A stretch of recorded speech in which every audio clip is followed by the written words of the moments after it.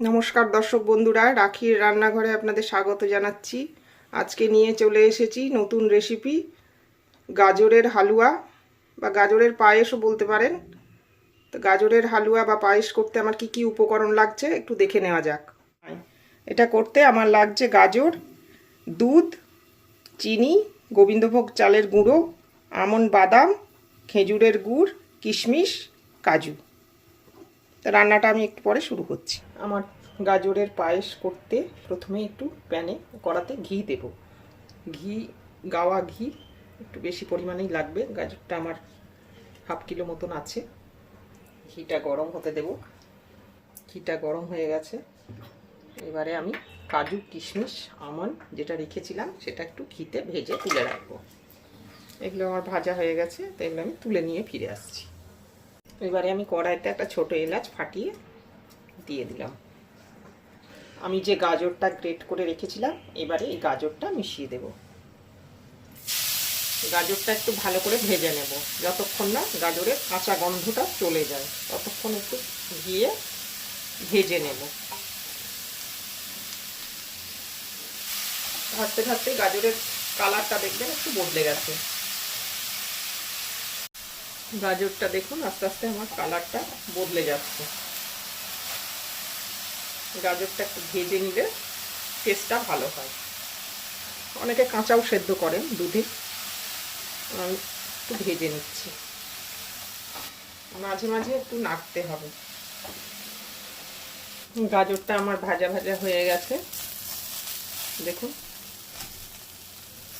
গাজরের কাঁচা গন্ধ চলে গেছে। এই পর্যায়ে আমি এখানে দুধটা মিশিয়ে দেব। আমার 1 কিলো দুধ আছে। আপনারা চাইলে যে কোনো দুধেই এটা বানাতে পারেন। আমুল দুধ, গরুর, আমি তো গরুর দুধ নিয়েছি, কনডেন্স মিল্ক সব রকম মেশাতে পারেন।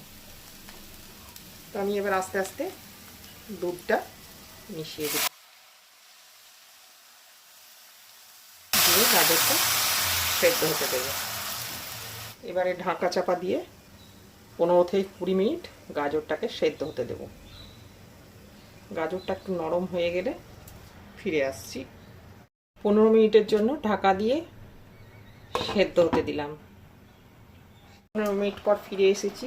গাজর আমার অনেকটাই সেদ্ধ হয়ে গেছে, দেখুন অনেকটাই সেদ্ধ হয়ে গেছে। এই পর্যায়ে আমি এই 4 চামচ মতো গোবিন্দভোগ চালের গুঁড়ো এখানে মিশিয়ে দেব। এটা আরও টেস্টি হয়। এটা একটু ভালো করে চালিয়ে নিতে হবে, নাহলে দলা পেকে যাবে। এই সময় গ্যাসের ফ্লেমটা লো করে দিতে হবে, ভালো করে নাড়াতে থাকতে হবে। এই সময় কেউ চাইলে কনডেন্স মিল্কও দিতে পারেন,